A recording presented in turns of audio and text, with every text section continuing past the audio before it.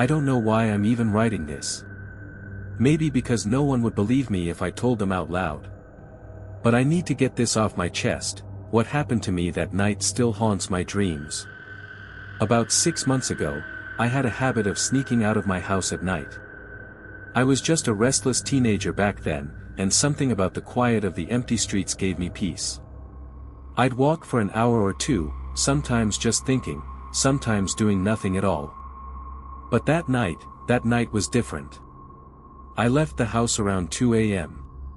Threw on a hoodie, climbed the fence behind my backyard, and took my usual route, through some backstreets, then down a winding road that leads to a small plaza with shops and fast food places.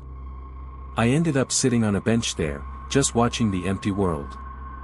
At one point, I found a plastic spoon on the ground and absent-mindedly scratched it against the pavement until the bowl of it wore down. I don't know why I remember that part so clearly, but it comes back later. After a while, I walked to a small park not far from my neighborhood, a place I often ended the night, lying on a bench, watching the stars. But the park has always given me strange vibes. It's surrounded by thick trees, and when you're alone at night, you get the feeling someone's watching you from the dark.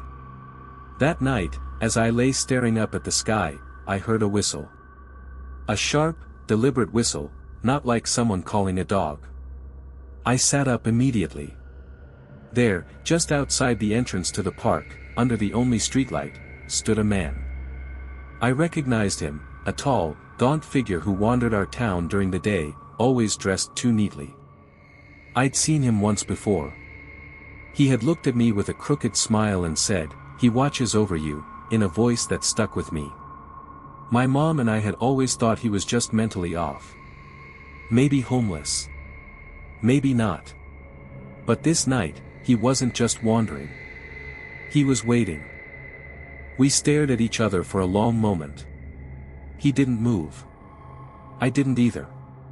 Then, slowly, he began walking toward me, one steady step at a time. Something felt wrong. He got closer. I stood up, but couldn't move. My legs just wouldn't respond. When he finally reached me, he gave me that same crooked smile again, like he knew something I didn't.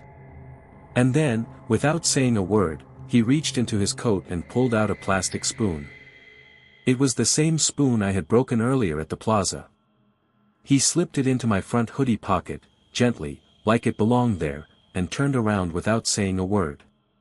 My body unlocked. I sprinted toward the public bathroom near the park entrance, slammed the door shut, and locked it behind me. My heart was in my throat.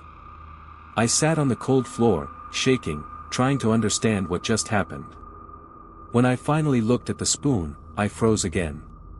It had something carved into it, symbols or letters, I'm not sure. They weren't English. They weren't anything. It was like trying to read a language from a dream you can't remember. The markings made my skin crawl. I stayed in that bathroom for almost an hour, too terrified to leave. When I finally opened the door and peeked outside, I saw him. He was sitting on the bench right next to the bathroom. He had waited. I didn't think. I ran. I ran faster than I ever had in my life, all the way back to my neighborhood. I didn't stop until I was inside my house, door locked, heart pounding. I've never snuck out again. Sometimes, I dream about the man. About the spoon. About those unreadable symbols. I kept the spoon for some reason, it's buried deep in my closet, but I've never touched it since.